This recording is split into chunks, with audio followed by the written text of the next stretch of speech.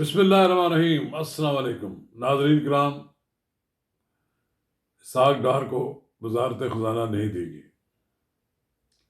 بظاہر تو یہ معمولی خبر ہے، لیکن یہ بہت اہم خبر ہے کہ کیوں اسحق ڈار کو وزارت خزانہ نہیں دے گی، اس کی کیا وجوہات ہیں، اور ان کی جگہ ایک ایسے شخص کو وزیر خزانہ بنا دیا گیا ہے کہ جو پاکستان کی شہریت ہی نہیں رکھتا، اور وہ ابھی اپلائی کر رہے ہیں، درخواست ان کی منظور ہو گئی ہے کہ ان کو پاکستان کی شہریت دی جا رہی ہے۔ ناظرین کرام، قبل اس کا آگے بڑھیں، آپ سے استدعا ہے کہ اگر آپ نے میرے یوٹیوب چینل نواز رضا کے ساتھ اب تک سبسکرائب نہیں کیا تو برائے کرم فوری طور پر سبسکرائب کریں، لائک کریں، اور اب آپ کے ساتھ شیئر کریں، اور آئیکن کا بٹن دبانا نہ بھولیے کہ جب ہم ویڈیو لوڈ کریں تو سب سے پہلے آپ کو اطلاع ملے۔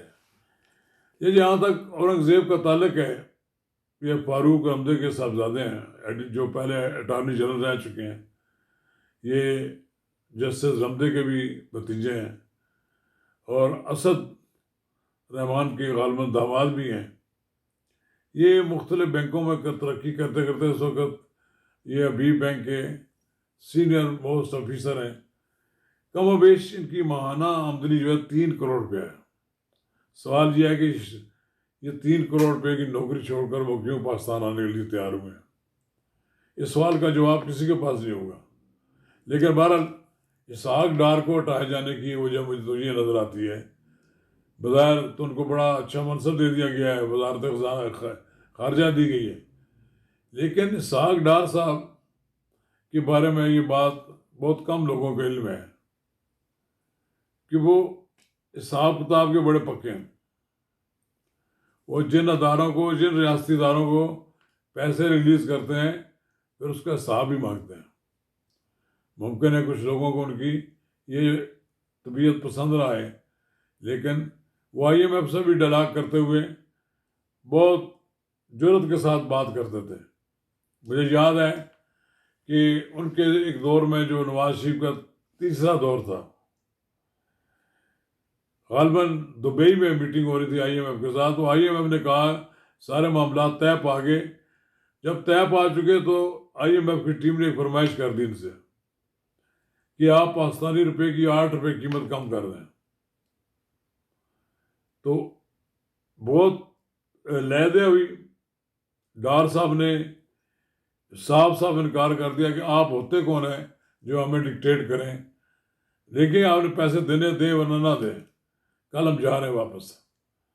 اس وقت شاید آئی ایم ایف کی ٹیم کو احساس نہیں تھا کہ یہ اتنا سخت گیر آدمی ہے، اور اگلے دن جب وہ ہوٹل میں آئے تو دیکھا کہ سامان باندھ کر جا رہے ہیں، تو انہوں نے بڑی مشکل سے راضی کیا پاکستانی ٹیم کو، معاشی ٹیم کو۔ وہ راضی ہوئی کہ وہ جناب رک گئی، لیکن ڈار نے کوئی کمپرومائز نہیں کیا اس کے ساتھ، اور ڈار سے اب بھی آئی ایم ایف کے لوگ ڈرتے ہیں، انہیں معلوم ہے کہ بڑا ٹف ٹائم دیتے ہیں۔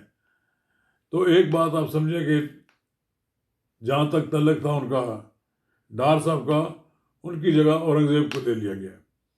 یعنی پاکستان کے معاملات میں اس وقت آئی ایم ایف کی مداخلت اتنی بڑھ گئی ہے کہ وہ اپنی مرضی کا یہاں پر لگواتے ہیں وزیر خزانہ، اور پھر اس سے فیصلے بھی کراتے ہیں۔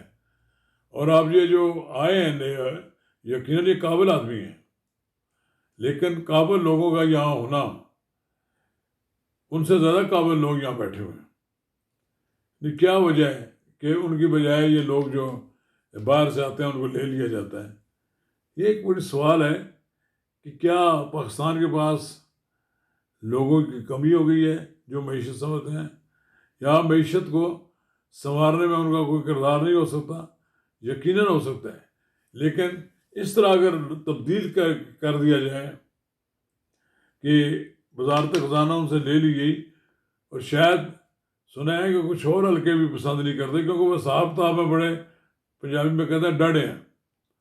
میں نے دیکھا ہے وہ سفارش کم مانتے ہیں، اور بغیر سفارش کے وہ کام بھی کرتے ہیں۔ اس لیے یہ بات کہی جا سکتی ہے کہ اسحاق ڈار کچھ حلقوں کے لیے قابل قبول نہیں تھے، لہذا اسحاق ڈار کو فارن افیئرس کا منسٹر بنا دیا گیا، جو خلاف توقع بات تھی۔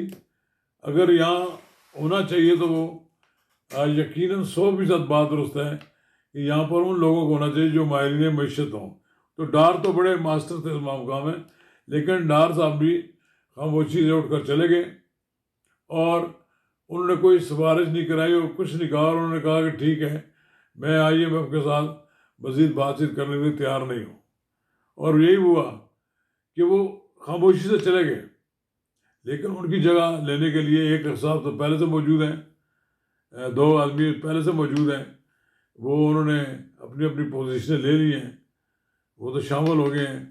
ایک یہ تو پہلے سے نظر آ رہا تھا کہ یہ لوگ شامل ہوں گے، لیکن جہاں تک اورنگزیب صاحب کا تعلق ہے، جو فیڈرل منسٹر کے طور پر آئے ہیں، وہ کلی اختیارات مانگیں گے۔ ممکن ہے وہ ان کو کوئی ٹاسک دیا گیا وفاق کی طرف سے، تو اس میں بھی وہ لیت و لال سے کام لیں گے، IMF کی بات کو زیادہ توجہ سے سنیں گے۔ زیادہ یہ بات کہی جا سکتی ہے کہ کسی صورت میں بھی ڈار کو اگر نکال دیں گے آپ ملکی معیشت سے، تو ملکی معیشت سروائیو کرنا مشکل ہوگی۔ ڈار نئے ٹیکس لگانے، ڈار جو ٹیکسوں کی ہیرا پھیری ہوتی ہے اس کو روکنے کے لیے بڑے وہ سرگرم عمل رہے ہیں۔ ممکن ہے کچھ حلقوں کے لیے بھی وہ قابل قبول نہ ہوں، لیکن ڈار صاحب کتاب کے معاملے میں، حساب کتاب کے معاملے میں کسی کی کوئی سفارش نہیں مانتے تھے، اور اپنے طور پر وہ ایک اسٹرکٹ افسر ہیں۔ اب دیکھتے ہیں کہ ڈار صاحب کیا چاند چڑھاتے ہیں وزارت خارجہ میں، لیکن لگتا ہے کہ وہ وہاں اپنے آپ کو ایزی فیل کریں گے۔